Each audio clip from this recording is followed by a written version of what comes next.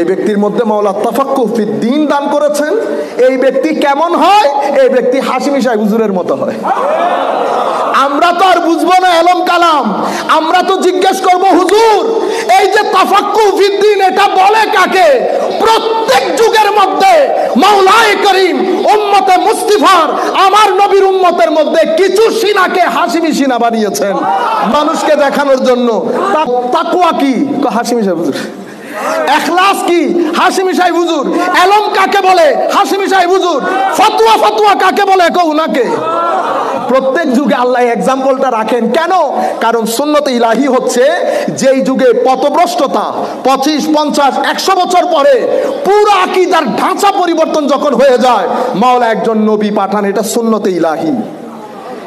ইয়া রাসূলুল্লাহ, আপনার পরে তো কোনো নবী আসবে না। কারা আসবে? আহলুজ জিকির আসবে। আহলুজ জিকির আসবে। আহলুজ জিকির কারা? যাদেরকে তাফাক্কুহ ফিদ্দীন দেওয়া হয়েছে। তারা কারা? যাদের সিনা খুলে দেওয়া হয়েছে। তারা কারা? যাদের সিনার ভিতরে নূর দেওয়া হয়েছে। তারা কারা? যারা হেদায়েতের সমুদ্রে ডুব দিয়ে থাকে তারা। সেই কারণে আমরা সবাই বলছি হুজুরের চেহারা নুরানি, হুজুর হাসে এমন, হুজুর করে এমন, হুজুরকে দেখলে মনে হয় এলম উঠেছে, এলম বসেছে, তাফসীর উঠেছে, তাফসীর বসেছে। যখন কথা বলে মনে হয় যেন ইলম হিকমতের সমুদ্র বয়ে যাচ্ছে। কারণ ওই ইলম হিকমতের সমুদ্র এমন সমুদ্র, ওইটার পানি আবার আমাদের পর্যন্ত আসে না। কারণ ওইটার পানি যারা পান করেছেন জামানার বিখ্যাত মুফতি, মুফাসসির, মুহাদ্দিসে পরিণত হয়েছেন। বলি না আল্লামা আজিজুল হক আল কাদরি কার ছাত্র? হুজুরের। আল্লামা অমুক কার? হুজুরের। নুরুল মুনাওয়ার কার? হুজুরের। মুফতি উবাইদুল হক নাইমি কার? হুজুরের। এভাবে গুনতে থাকেন, এভাবে গুনতে থাকেন। আল্লাহ রাব্বুল আলামিন আমাদেরকে হুজুরের ফুয়ুজাতে ধন্য করুন। আর এক মিনিট, সম্মানিত তরুণ প্রজন্মের ভাইরা, আমরা একটা নাজুক পরিস্থিতিতে আছি, খুব নাজুক পরিস্থিতি। তবে আশাহত হওয়ার কিছু নাই। কেন নাই? মনে রাখবেন, পরিস্থিতি সব সময় অনুকূলে হয় না। আমাদের জন্য আপনারা যখন খুব বেশি বিব্রত, হতাশাগ্রস্ত হবেন, আপনারা আমার নবীর 23 বছরের জিন্দেগি সামনে রাখবেন। আচ্ছা, নবী পর্যন্ত যদি না যান, ইমামে আজমকে সামনে রাখেন।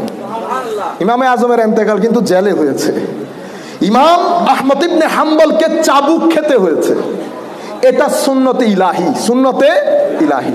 আপনি যখন 25-50 বছরে ওই ময়লা আপনি পরিষ্কার করতে চাইবেন, কিছু লোক চাইবে ময়লা পরিষ্কার না হোক। কারণ আমার ভিতরে নফস আছে, দুনিয়া আছে, স্বার্থপরতা আছে, লোভ আছে। কেউ যখন এই 4-5টা ব্যাকগ্রাউন্ডে কথা বলবে, আপনি কেমনে বুঝবেন? 2টা জিনিস থাকবে, গালি, পার্সোনাল অ্যাটাক। এগুলার জবাব দেবেন না। কেন? সুন্নতে ইলাহি এবং আমার নবীর সুন্নত হচ্ছে এটার জবাব না দেয়া।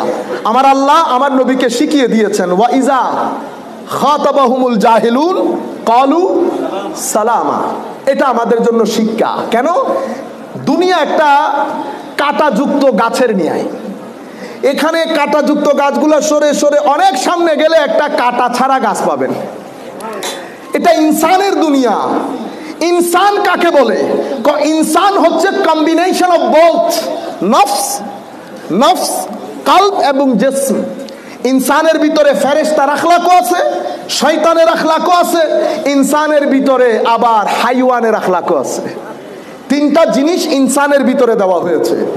ইনসান যখন হাইওয়ান এবং শয়তানের সিঁড়ি দিয়ে উঠে, তখন ইনসান উলাইকা হুম কাল আনআমে পরিণত হয়। ইনসান যখন কলবের সিঁড়ি দিয়ে উঠবে, তো ইনসান দেখেন না, আমার নবী যাচ্ছে যাচ্ছে, উপরে উঠছে, আরো উপরে, এরপরে যেতে যেতে সিদরা লামাকান ফাকানা কাবা কাউসাইনি আও আদনা, কুল কায়নাত পিছনে রয়ে গেছে, নূরানি ফেরেশতা পিছনে রয়ে গেছে, ইনসানে কামেল সফরে জারি আছে। এটা আমাদের জন্য শিক্ষা।